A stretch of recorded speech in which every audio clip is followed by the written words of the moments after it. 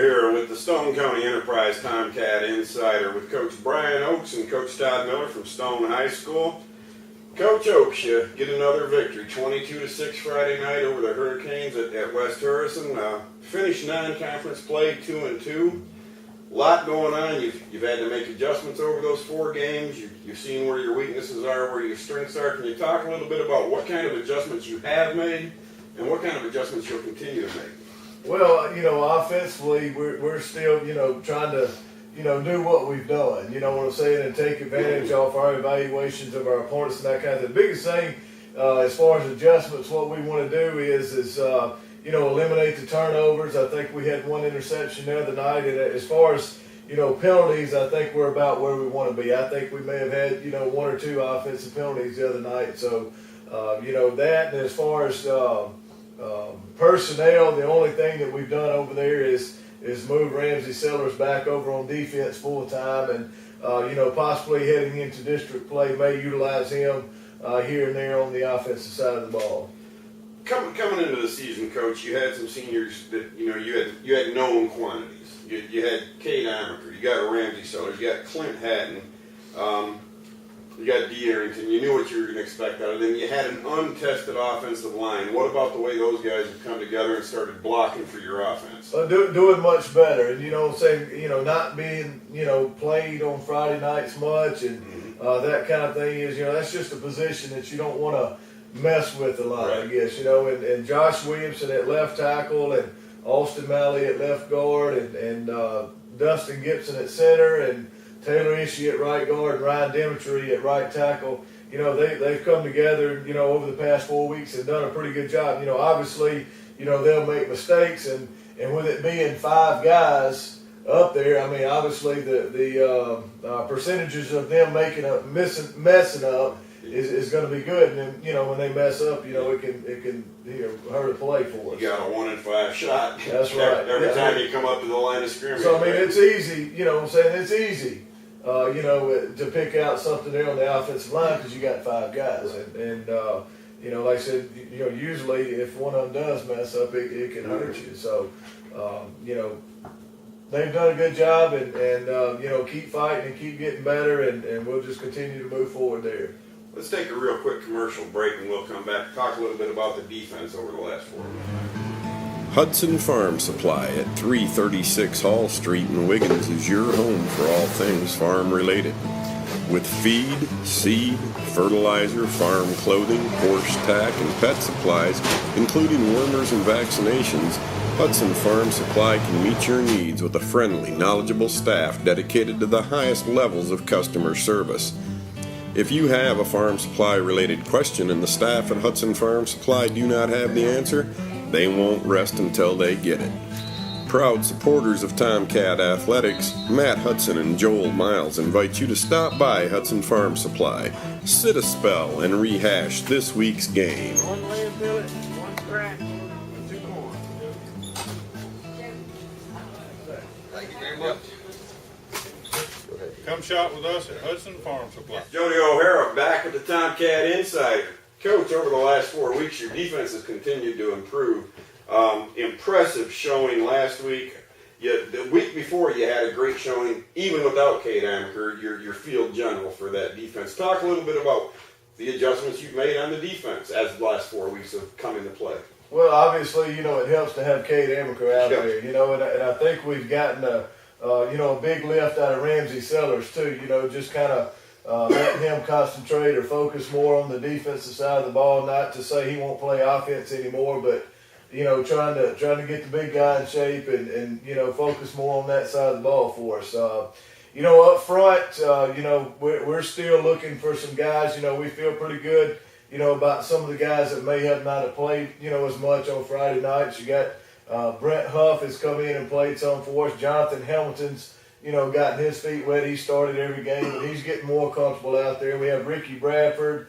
We're just, playing the defensive line by committee, just who can get it done. And we'll move Ramsey inside and outside and that kind of deal. And, your backers, with Cade in there and some of those guys. So some of the guys that have not played before on Friday nights are getting more comfortable with what they're doing. And, you know, pretty pleased with their progress the past 4 weeks. Coach, let me ask. Yeah. And we saw this Friday night.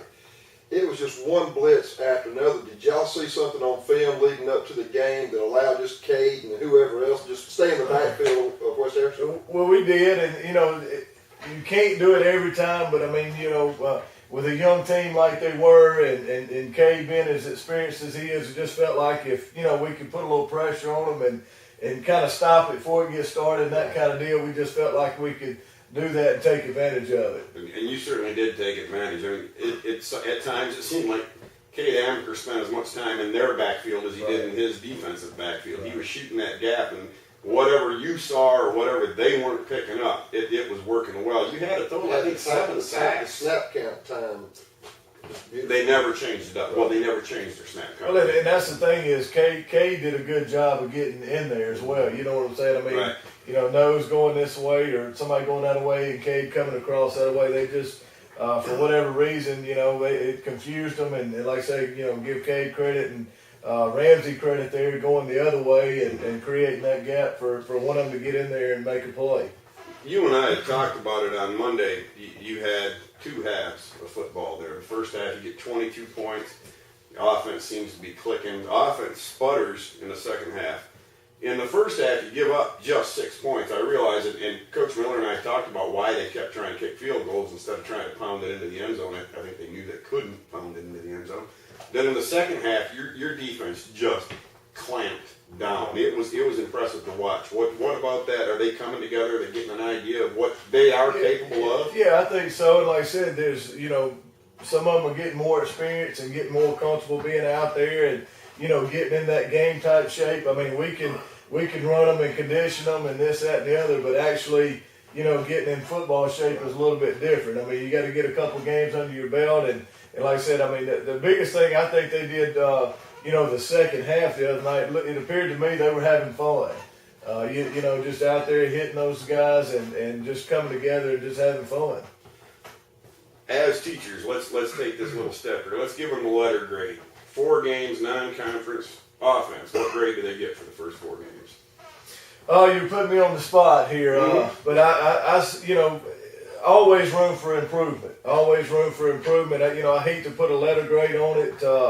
We're working every day, and like I tell our guys, offensively and defensively, we want to win every day, and in everything we do. If it's going over special teams, extra point field goal, if it's pass scale or defensive pass scale, those type of things. If it's individual drills, we want to win every day. And what I'm talking about winning every day is hopefully we're working harder than our opposition in those areas. And if we can win every day, I like my chances of winning on Friday nights. And to answer your question, yes, I alluded the actual grade, but we're just trying to go out and win every day. And I think we've gotten better as a team over the 4 weeks. Still, maybe a wrinkle or two here that we need to iron out, but pleased with the progress we've made in the past 4 weeks. You not only shinned out of giving them a grade, you did it quite erudite. I mean, I was impressed. I like that. Coach Oaks, you score on the first play of the game, and we jump out to an 8-0 lead, spend on that 15-0, then we go 22-0. Great first half. I mean, you couldn't ask for any more. Talk to us about the second half. What were they doing maybe that was preventing us from scoring, or did we just have a lull, or what? I don't necessarily think it was something they were doing. I just think that we got a little lackadaisical, on the offensive side of the ball. We had, a few missed assignments up front and a few missed assignments from our backs, and we made sending a guy in motion and this, that, and that. We just, for whatever reason, lost our focus. And like I said, luckily the defense was playing lights out in the second half and kind of covered for us right there. That fourth quarter, we were talking earlier about Cade shooting that gap, and what a wonderful game he had. In that fourth quarter, he put a hit on C.J. Felix that I felt on top of the press box. The guy is all there. I mean, he's all that. It's incredible.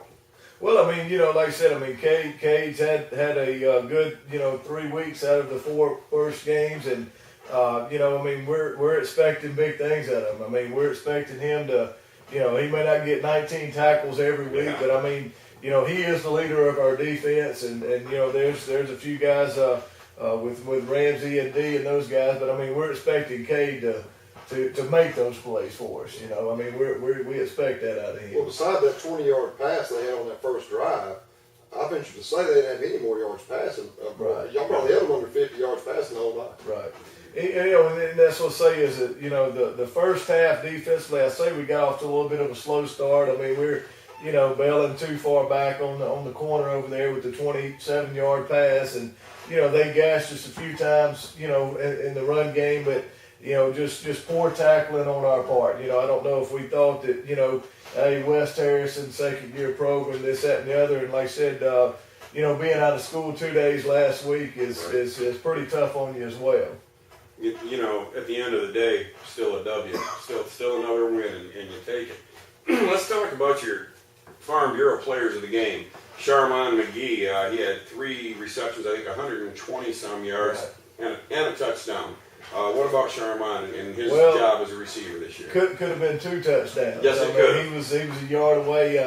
You know, Mess Williams said, you know, you gave that touchdown to D. I mean, or you gave that touchdown to somebody else. You're right. Because he didn't get in. You know, but I tell you, you know, like we talked about at the beginning of the season, we've made reference to it. You know, over the past couple of weeks. I mean, we just, you know, Lee made a call a ball or 2 Friday night, and you know, Shimon, you know, was open, and that's what I say. We just have a few weapons there, and you know, it just happened to be Shimon's night.